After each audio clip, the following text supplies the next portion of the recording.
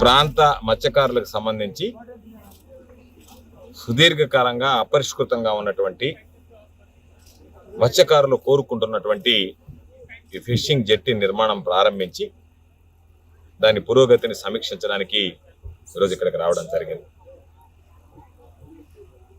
అయితే కృష్ణపట్నం పోర్టు ఏర్పడినప్పటి నుంచి గతంలో దాన్ని మేము ఫిషింగ్ హార్బర్ కింద వాడుకుంటున్నాం కాబట్టి మాకు ప్రత్యామ్నాయంగా ఒక ఫిషింగ్ హార్బర్ని ఏర్పాటు చేయండి అని చెప్పి ఈ ప్రాంత మత్స్యకారులు కోరడం, దాని మీద దృష్టి పెట్టడం, దానికి సంబంధించి అనేక రకాలైనటువంటి అనుమతుల ఆవశ్యకత ఉండడం, దీనికి సంబంధించి నిష్ణాతులైనటువంటి సాంకేతిక పరిజ్ఞానం Adani Krishnapatnam port company limited దగ్గర ఉంది కాబట్టి వాళ్ళతోనే మాట్లాడి ఈ పని వాళ్ళ ద్వారా చేస్తే బాగుంటుంది అని చెప్పి ముఖ్యమంత్రి గారు జోక్యం తీసుకుని, ప్రభుత్వం జోక్యం తీసుకుని, ముఖ్యమంత్రి గారి కార్యాలయం దీని మీద శ్రద్ధ తీసుకుని 25 కోట్ల రూపాయలతో సిఎస్ఆర్ నిధుల కింద Adani Krishnapatnam port company limited ఈరోజు ముందుకొచ్చి ఈ ఫిషింగ్ జెట్టి నిర్మాణానికి శ్రీకారం చుట్టి దానిని గౌరవ ముఖ్యమంత్రి చేతుల మీదుగా శంకుస్థాపన చేసి ఇక్కడ ప్రారంభించడానికి భూమి పూజ చేయడం జరిగింది. సిఓ గారు, వేణుగోపాల్ గారు, అందరూ ప్రధానమైనటువంటి ఇంజనీర్లు అందరూ కలిసి ప్రారంభించాం. ఈరోజు అది దాదాపుగా 70% పూర్తయింది. ఈరోజు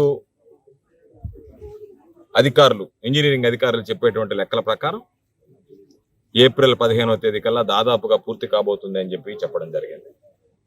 దీనిని ఈరోజు 25 కోట్లతో నిర్మించేటువంటి ఈ ఫిషింగ్ జెట్టీని ఇంతటితో ఆపివేయకుండా దీనికి అవసరమైనటువంటి సకల సదుపాయాలు, దీనికి కోల్డ్ స్టోరేజ్ దగ్గర నుంచి, కార్యాలయం దగ్గర నుంచి ఏదైతే మత్స్యకారులకు అవసరం ఉంటుందో వాళ్ళు తీసుకొచ్చినటువంటి మత్స్య సంపదని దాచుకోవడానికి కానీ, దాన్ని మార్కెటింగ్ చేసుకోవడానికి కానీ, ఏదో అర్ధాంతరంగా అమ్మేసి వెళ్ళిపోకుండా 2 రోజులు నిల్వ ఉంచుకునే దానికి కానీ అన్ని రకాలైనటువంటి సౌకర్యాలు కల్పించి మత్స్యకారులు ఈరోజు అమ్ముకునేటువంటి ధర రెట్టింపు ధర వచ్చేటువంటి విధంగా అన్ని రకాలైనటువంటి చర్యలు తీసుకుంటాం.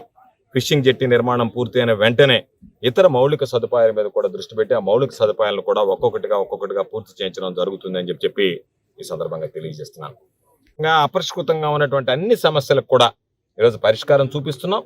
అందులో భాగంగానే ఈరోజు ఈ ఫిషింగ్ జెట్టీకి సంబంధించినటువంటి నిర్మాణాన్ని కూడా ఈరోజు దాదాపుగా పూర్తి చేసేటువంటి పరిస్థితి ఏర్పడింది.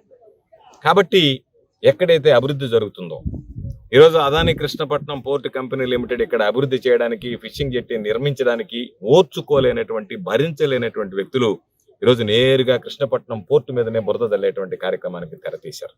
నేను అడుగుతున్నా సోమిరెడ్డిని, నీ హయాంలో పోర్టు తీసుకురాలేకపోయావు. కృష్ణపట్నం పోర్టు రావడానికి కారకుడు స్వర్గీయ రాజశేఖర రెడ్డి గారు. రాజశేఖర రెడ్డి గారి హయాంలో కృష్ణపట్నం పోర్టు రావడం జరిగింది. ఆ తర్వాత ఈరోజు దానికి సంబంధించినటువంటి వేగవంతం కానీ, జెట్టీల నిర్మాణం కానీ, దానికి సంబంధించినటువంటి అభివృద్ధి కానీ మరలా ఈరోజు జగన్మోహన్ రెడ్డి గారి హయాంలో జరిగింది.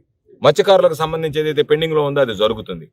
దీనిని ఫిషింగ్ జెట్టి లాంటివి నిర్మించడమే నేరమైనట్టుగా ఆ కృష్ణపట్నం పోర్టు కంపెనీకి సంబంధించి మీరు ఎందుకు చేస్తారనేటువంటిది మనసులో పెట్టుకున్న వాళ్ళ మీద దాడి చేయడం, భౌతికంగా దాడులు చేయడం, అంటే ఇక్కడ యాజమాన్యాలు లేకపోయినా పర్వాలేదు కానీ అభివృద్ధి అనేటువంటిది ఈ ప్రభుత్వంలో జరిగితే గతంలో చేయలేకపోయాము, ఈరోజు చేసామనేటువంటి పేరు వస్తుందని చెప్పి దాడి చేయడం హేయమైనటువంటి చర్య అని చెప్పి సందర్భంగా తెలియజేస్తున్నాను. నిజంగా నేను మొన్న జరిగినటువంటి దాడి పట్ల, కృష్ణపట్నం పోర్టుకు సంబంధించినటువంటి సెక్యూరిటీ మీద, ఉద్యోగస్తుల మీద జరిగినటువంటి దాడి పట్ల స్థానిక ప్రజాప్రతినిధిగా, బాధ్యతాయుతమైనటువంటి వ్యక్తిగా నేను కృష్ణపట్నం పోర్టు యాజమాన్యానికి నా క్షమాపణలు తెలియజేస్తున్నాను. ఎందుకంటే ఇది దురదృష్టకరమైనటువంటి సంఘటన జరిగింది, కానీ ఇక మీదటటువంటివి జరగనివ్వం. ఎందుకంటే ప్రతి యాజమాన్యానికి అండగా నిలవాల్సినటువంటి అవసరం ఉంది. కాబట్టి దీని మీద నా మీద వ్యక్తిగతంగా ఉంటే నా మీద బురద జల్లొచ్చు, నా మీద రకరకాలైనటువంటి మాటలు మాట్లాడుతున్నారు. నేను బాధపడడం లేదు, కానీ ఒక వ్యవస్థ మీద 10 మందికి అండగా నిలిచేటువంటి దాని మీద, ఈ సమాజం కోసం 10 మందికి ఉపాధి అవకాశాలు కల్పించేటువంటి ఒక సంస్థ మీద నీళ్లు నీడలు కమ్ముకునేటట్టుగా దుష్ప్రచారం చేయడం, మనమే వాళ్ళకి సంబంధించినటువంటి దాంట్లో అవి మూతపడేటువంటి విధంగా మనం ప్రవర్తిస్తే మనల్ని భావితరాలు క్షమించమనేటువంటిది గుర్తుంచుకోవాల్సినటువంటి సందర్భం. కాబట్టి తప్పనిసరిగా ఈరోజు అన్ని రకాలైనటువంటి కార్యక్రమాలు జరుగుతున్నాయి. ఇప్పటికే కంటైనర్ టెర్మినల్ గురించి పదే చెప్పినా కూడా లేదు, నేను వినను, నేను మొండిగా మాట్లాడతాను, మీ మీద నేను దాడి చేస్తాను, నేను ఏదో ఒక విధంగా మీ మీద కక్ష తీర్చుకుంటానని చెప్పి ఒక సంస్థ మీద అపప్రద వచ్చేటువంటి విధంగా ప్రవర్తించడం ప్రజాప్రతినిధులుగా ప్రజా జీవితంలో ఉండేటువంటి ఏ వ్యక్తికి కూడా తగదు అని చెప్పి సందర్భంగా తెలియజేస్తున్నాం. ముఖ్యమంత్రిగా ఉంటాడు. ఈ ప్రాంతానికి సంబంధించినటువంటి ఏదైతే పరిశ్రమలు ఉన్నాయో ఆ యాజమాన్యాలకు అన్ని విధాలు అండగా నిలుస్తాం, ప్రోత్సహిస్తాం, విస్తరించేదానికి చర్యలు తీసుకుంటాం. వాళ్ళ ద్వారా ఇంకా అవసరమైతే సిఎస్ఆర్ నిధులు సేకరించి ఈ ప్రాంత ప్రజల అభివృద్ధి కోసం ఇతోధికంగా సేవలు అందించడానికి, సహాయ సహకారాలు అందించడానికి కృషి చేయడం జరుగుతుంది అని చెప్పి సందర్భంగా తెలియజేస్తున్నాం. అదేవిధంగా పాపం చంద్రమోహన్ రెడ్డికి టికెట్ రాలేదు. ఆయన టికెట్ రాకపోతే ఎవరి మీద బాధపడాలా? చంద్రబాబు నాయుడిని తిట్టాలా, చంద్రబాబు నాయుడు మీద బాధపడాలా. ఆయన నిన్న సమావేశం పెట్టి నా మీద పోరాడని అన్నాడు. సోమిరెడ్డి చాలుతాడా నా మీద పోరాడడానికి? సోమిరెడ్డి మంత్రిగా ఉన్నప్పుడు నా మీద ఏమీ చేయలేకపోయాడు. కాబట్టి సోమిరెడ్డి ఈరోజు నన్ను ఏమీ చేయగలడు. కాబట్టి నేను గోవర్ధన్ రెడ్డి మీద పోరాటా, ప్రజల కోసం బ్రతికా, పార్టీ కోసం బ్రతికా. నువ్వు బ్రతికిందే ప్రజలతో బ్రతికావు, ప్రజలను అడ్డు పెట్టుకుని బ్రతికావు, ప్రజలను దోచుకుని బ్రతికావు.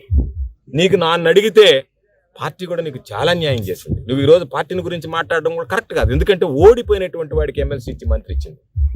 నిజంగా నీ పట్ల తెలుగుదేశం పార్టీ చంద్రబాబు నాయుడు చాలా ఉదారంగా వ్యవహరించాడు.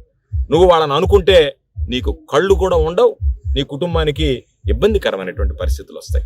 కాబట్టి నిన్ను ప్రధానమైనది ఏంటంటే సర్వేపల్లి నియోజకవర్గ ప్రజలు నిన్ను వదిలించుకున్నారు. వాళ్ళు వదిలించుకున్న తర్వాత 4 సార్లు నీకు అవకాశం ఇచ్చి ఇన్నిసార్లు వదిలించుకున్నటువంటి వాడిని మనకెందుకు లేని పార్టీ కూడా వదిలించుకునేదానికి ప్రయత్నం చేసింది. దాంట్లో ఆయన వాళ్ళని మాట్లాడతా, ఇళ్ళని మాట్లాడతా, మధ్యలో నన్ను కలిపి నీకు టికెట్ రాకపోవడానికి నేనేమన్నా నీకు టికెట్ ఇచ్చేవాడిని కాదు.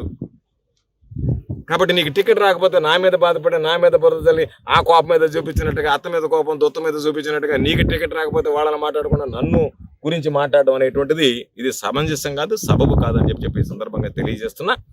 తప్పనిసరిగా రాబోయేటువంటి రోజుల్లో ఈ ప్రాంతాలు మరింత అభివృద్ధి చెందడానికి ఏదైతే ఈరోజు 2 ప్రధానమైనటువంటి కార్యక్రమాలు పెండింగ్ ఉన్నాయో, నాన్ ఫిషర్ మ్యాన్ ప్యాకేజ్ కానీ ఈ రోజు ఉన్నటువంటి ఇది కానీ నాన్ ఫిషర్ మ్యాన్ ప్యాకేజీకి సంబంధించినటువంటి బకాయిలు కూడా విడుదల చేశాం. త్వరలోనే అవి కూడా వాళ్ళ ఖాతాల్లో జమ చేస్తాం. కాబట్టి ఎక్కడ ఎటువంటి ఇబ్బందులు లేకుండా అన్ని వర్గాలకి అండగా నిలిచేటువంటి ప్రభుత్వం, అన్ని వర్గాలను ఆదరించేటువంటి ప్రభుత్వం అని చెప్పి సందర్భంగా తెలియజేస్తూ ఈ ప్రాంత మత్స్యకారుల మనోభావాలను గౌరవించి రాష్ట్ర ముఖ్యమంత్రి జగన్మోహన్ రెడ్డి గారు ఈ నిర్మాణానికి ఈరోజు ఆయన తోడ్పాటును అందించినందుకు ఆయనకి హృదయపూర్వకమైనటువంటి ధన్యవాదాలు తెలియజేస్తూ దీన్ని కట్టడానికి ముందుకొచ్చి సిఎస్ఆర్ నిధుల ద్వారా నిర్మించడానికి ముందుకు వచ్చినటువంటి Adani Krishnapatnam port company limited యాజమాన్యానికి, CEO జీజే రావు గారికి, దీని నిర్మాణంలో ప్రధానమైనటువంటి పాత్ర, ప్రధానమైనటువంటి శ్రద్ధ తీసుకుంటున్నటువంటి నా మిత్రుడు వేణుగోపాల్ గారికి నా హృదయపూర్వకమైనటువంటి నా తరఫున, ఈ ప్రాంత మత్స్యకారుల తరఫున నా హృదయపూర్వకమైనటువంటి ధన్యవాదాలు తెలియజేస్తూ వీలైనంత త్వరగా పూర్తి చేసి ఇది ఈ ప్రాంత మత్స్యకార కుటుంబాలకి అంకితం చేయడం జరుగుతుంది ఈ ఫిషింగ్ జెట్ అని చెప్పి ఈ సందర్భంగా మనకి